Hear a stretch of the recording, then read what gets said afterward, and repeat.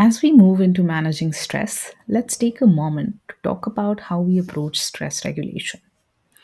Stress can feel overwhelming and complicated, but breaking it down into clear framework makes it more manageable.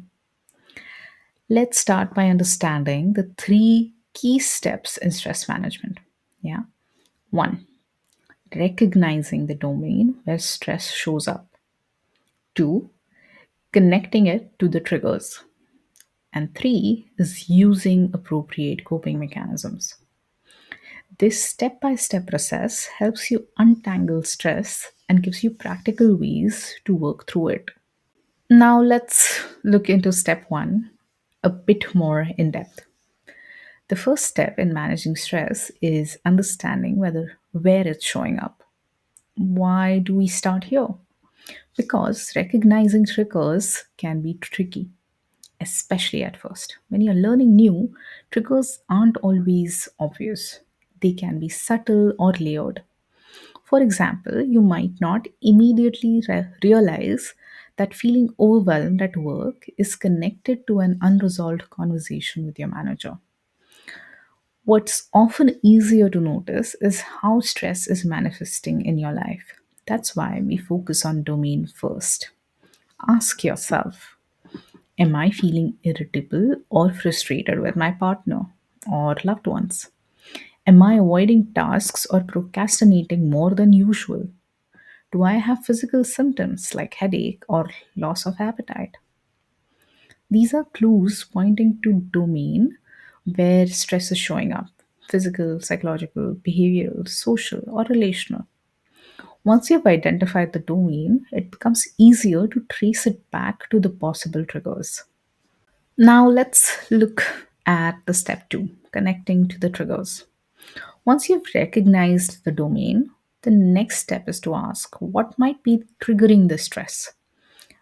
How can we approach this? So let's look at the first step. Reflect on the nature of stress. Is it acute? Is it sudden, like a sudden argument or a tight deadline? Is it recurring, like an ongoing tension with a colleague? Is it chronic, like financial worries or caregiving responsibilities? Two, be curious about what's happening around you and within you. Is the stress connected to something external, like an event or situation? Is it connected to something internal, like self doubt or worry? Three, acknowledge the intensity. If the stress feels overwhelming and unmanageable, it's important to seek support. Talk to a trusted friend, family member, or a professional. If it feels like something you can handle with a little effort or some support, then you can move to the next step using coping mechanisms. Before we dive into coping mechanism, here's a quick check-in. A very simple but important question to ask yourself. Can I meet the demands of the stress I'm going through? If the answer is yes, then the stressor is likely a challenge, something you have the resources to handle. Recognizing this can shift your mindset, helping you focus on solutions. However, if the answer is no, then the stressor feels like a threat, something overwhelming that requires support or careful management. This question helps you pause and evaluate. This pause is very powerful. Sometimes, in the heat of stress, we forget that we have the skills or resources to manage a situation. Other times, it helps us recognize when we need more support. Either way, it's an important step in managing stress effectively.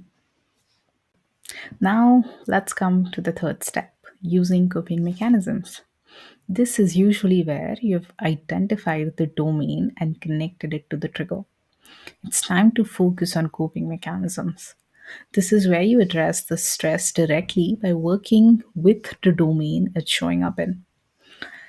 However, here's an important thing to remember stress doesn't stay in one place. Even if it starts in one domain, it can ripple into others. Like we've also seen before, just a reminder a disagreement with your partner, which is a relational stress, might lead to a headache, which is a physical stress, or procrastination, or both, which is a behavioral stress. That's why we often need to use multiple coping mechanisms to fully address the stress. Using multiple coping mechanisms isn't a failure, it's part of the process. Keep working through the tools until you reach a place where stress feels manageable or even resolved. We have made an easy flowchart for you to help you in times of stress without having to go through the entire course. It is also available in our resources section for download. Now that you have this flowchart, recognizing domains, connecting to the triggers, and using coping mechanism, it's time to explore the tools themselves. We have designed 10 coping strategies, two for each domain. Feel free to explore all the tools, even if you feel stress is only showing up in one or two areas.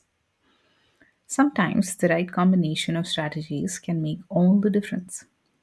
Let's dive in and build your personalized stress management toolkit.